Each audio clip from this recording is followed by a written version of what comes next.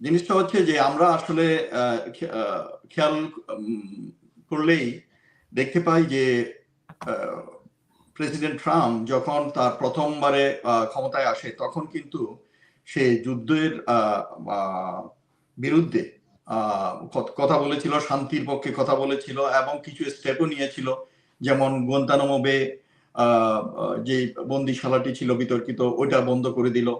তারপর আফগানিস্তানে তাদের সৈন্য কমিয়ে আনলো, সিরিয়া থেকে নিয়ে আসলো। তারপর আরো অনেক বেশ কয়েক জায়গায় তাদের যে মার্কিন সৈন্য সামন্ত ছিল ওগুলো দেশে ফেরত নিয়ে আসলো। তো এগুলো দেখে অনেকেই মনে করেছিল যে সত্যি সে বোধহয় তার নির্বাচনে যেই ম্যানিফেস্টোতে বলেছিল যুদ্ধে যাবে না, যুদ্ধে জড়াবে না মার্কিন যুক্তরাষ্ট্রকে, ওইটা বোধহয় রক্ষা করছে। কিন্তু এইবার ক্ষমতায় এসে প্রথম থেকেই সে শুরু করলো কোথায় গিয়ে দখল করবে, কোথায় গিয়ে যুদ্ধ লাগাবে, এইসব। তো আসলে অনেকেই বিশ্লেষকরা মত প্রকাশ করছেন যে আসলে ট্রাম্প নিজে এসব করে নাই, তাকে তো আসলে ক্ষমতায় আনছে একটা লবি।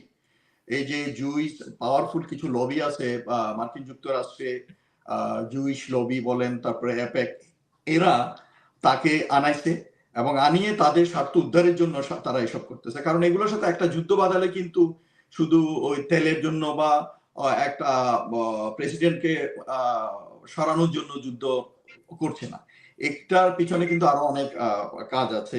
কারণ একটা যুদ্ধ বাঁধলে কিন্তু যারা অস্ত্র ব্যবসায়ী তাদের অস্ত্র বেচা কেনা হবে, তারপরে বিভিন্ন ব্যবসাতে যারা জড়িত, বড় বড় মিলিয়ন ডলার বিলিয়ন ডলারের ব্যবসা যারা করে তাদের ব্যবসার অনেক পথ খুলে যায়।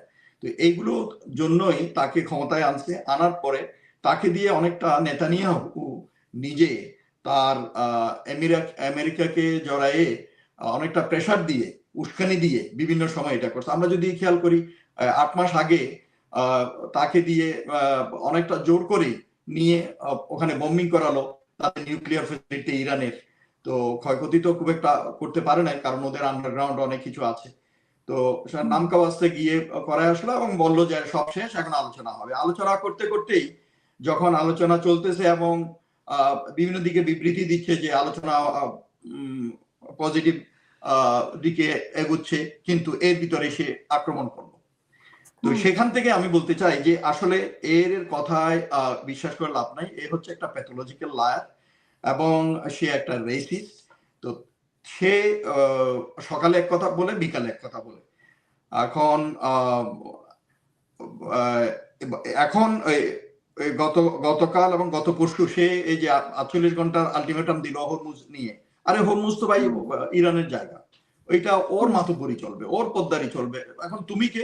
সে বলতেছে না আমরা দুইজনে এটাকে নিয়ন্ত্রণ করব, এখন বলতেছে, বাট ইট ক্যানট হ্যাপেন। তো কোনটা যে শর্ত দিয়েছে সেখানেও তো হরমুজ নিয়ে, তারপর পারমাণবিক সক্ষমতা নিয়ে অনেকগুলো শর্ত, সেটাই তো ও কেন মানবে? তো হরমুজ ওর জায়গা, ও ইচ্ছে হলে কাউকে ব্যবহার করতে দিবে, কাউকে দিবে না, এটা ওর ইচ্ছা।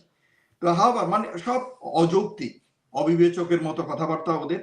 তো শেয়ার বাজারে যখন দেখতেছে দুনিয়াতে, কারণ আমরা ইতিহাসে দেখছি যে বিভিন্ন সময়ে সেই আরব ইসরায়েল ওয়ার যখন হলো 1973-তে, তারপরে 1979-এ ইরান বিপ্লব যখন হলো, তারপরে 1990-তে উপসাগরীয় যুদ্ধ যখন হলো, এই বিভিন্ন সময়ে আমরা দেখছি যে বিশ্বে তেলের দাম, জ্বালানি সংকট এগুলো হয়েছে।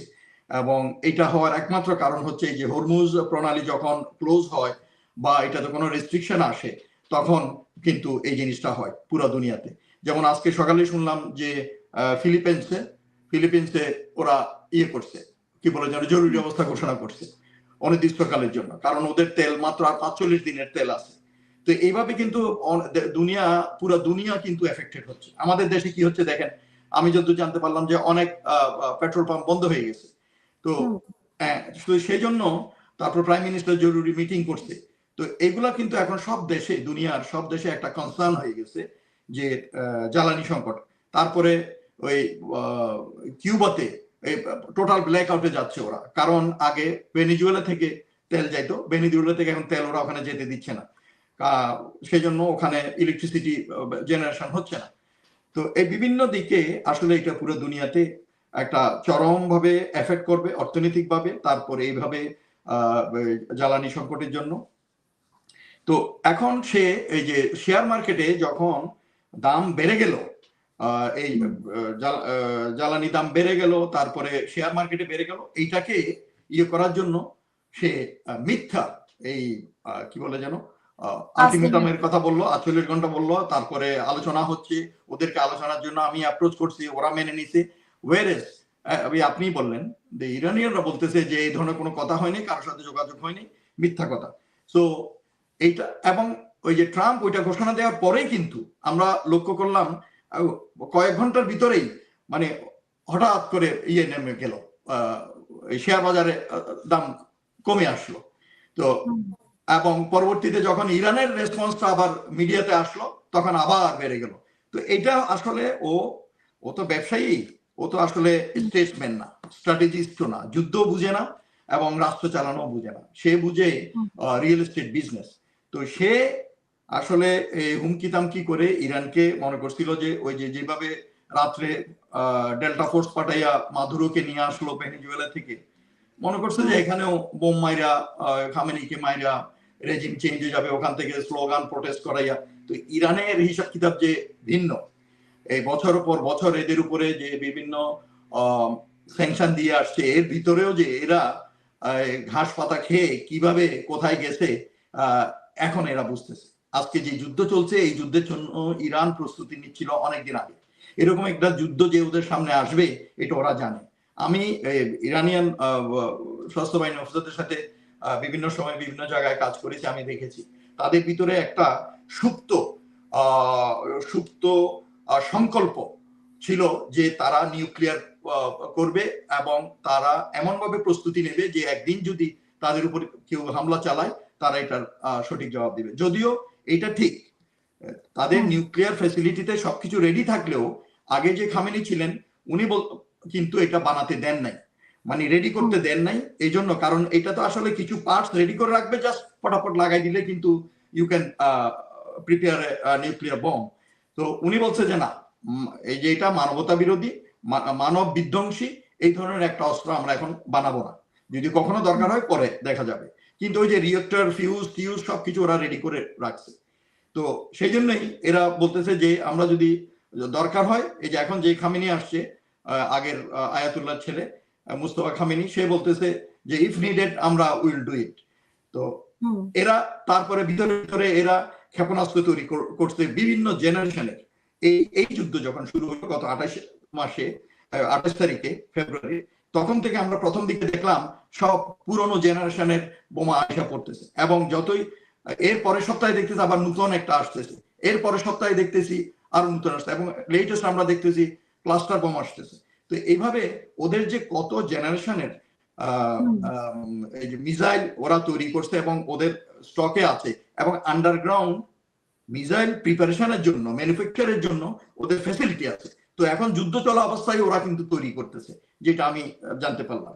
তো সেজন্য ওদেরকে যেভাবে মনে করছিল যে সহজেই রেজিম চেঞ্জ করে ফেলবে, অন্যান্য সময় যেভাবে ওরা বিভিন্ন জায়গায় করছে, তো ইটস নট দ্যাট ইজি। তারপরে অনেক অনেক দেশে হয়তো আছে, যেমন কলম্বিয়া, ভেনেজুয়েলাতে আমরা দেখলাম মাদুরোকে করার পরেই ওখানে নেতৃত্ব সংকট হয়ে গেল, ইরাকে নেতৃত্ব সংকট হয়ে গেল সাদ্দামকে মারার পর, লিবিয়াতে গাদ্দাফিকে মারার পর নেতৃত্ব সংকট হয়েছিল। কিন্তু এখানকার নেতৃত্ব সংকট যে হবে না এটা ওরা বুঝতে পারে না, কারণ এখানে লেয়ারে, ইভেন কি গ্রাম পর্যায়ে লেভেল, এটাকে ওরা মোজাইক লিডারশিপ বলে আর কি। যেমন এরিয়া ভিত্তিক ওদের লিডারশিপ আছে, এবং কার পরে কে হবে, কার পরে কে হবে, বিভিন্ন সেট আপ আছে লেয়ার। তো সেই জন্য এটা ইজ নট দ্যাট একটা লিডারশিপ গেলেই পুরো দেশ কাইতে হয়ে যাবে এবং গভর্নমেন্ট ফল করবে। তো এইটাও একটা তারা মিসক্যালকুলেশন করছে। সোজা কথা আসলে হচ্ছে যে এই নেতানিয়াহু এবং ট্রাম্প এই ধরনের একটা যুদ্ধে জড়ানোর আগে যে প্রস্তুতি ছিল, দরকার ছিল, এই প্রস্তুতি ওরা গ্রহণ করে নাই। ওরা মনে করছে যে it will be just one two Rambo স্টাইলে আসবে, দামাদাম মাইরা করে ফেলবে, যেটা ওরা সবসময় এরা করছে। কিন্তু ইরান যে বিড়াল নয়, ইরান যে একটা সিংহ, এটা এখন ওরা বুঝতেছে। তো এখন ইরানও নাছোড়বান্দা যে মাঠে যেহেতু নামাইছো আমি করেই ছাড়বো। পরশুদিন কয়েকটা মিডিয়া পেপারেও দেখলাম যে ইসরায়েলের অবস্থা এমন হচ্ছে, গাজার অবস্থা ওরা যেরকম করছিল ভূমির সাথে মিশিয়ে দিছে গ্রাউন্ড লেভেলে, ঠিক ওরকম হচ্ছে। তো এখন চিল্লাচিল্লি করতেছে, কারণ নেতানিয়াহু বুঝতে পারে নাই, ট্রাম্প তো বুঝতে পারেই নাই, কারণ ও তো এগুলো কিছু বুঝে না। তো এখন যে পর্যায়ে চলে গেছে, পুরো দুনিয়াটাকে এখন ইনভলভ করে ফেলছে, পুরো দুনিয়াটা এখন সংকটের দিকে চলে যাচ্ছে। তো এখন এই মুহূর্তে ও যেসব হাউকা করতেছে এগুলো জাস্ট টাইম গেইন করার জন্য, শেয়ার মার্কেটটাকে ইয়েতে রাখার জন্য, নিয়ন্ত্রণে রাখার জন্য। আমার মনে হয় না তারা অন্তর থেকে ইয়ে করতেছে। আর সৈন্য পাঠানোর কথা যেটা বললেন, এটা I don't think they will do it. কারণ ইরান এমন একটা ভৌগোলিকভাবে এমন একটা জায়গা, এমন একটা দেশ যার 3 দিকে বড় বড় মাউন্টেন আছে, কাজে ওখানে ল্যান্ড ফোর্স কাজ করার মতো টেরেন নাই। তো কাজেই এগুলো আমার মনে হয় না কার্যকর হবে। ধন্যবাদ। অসংখ্য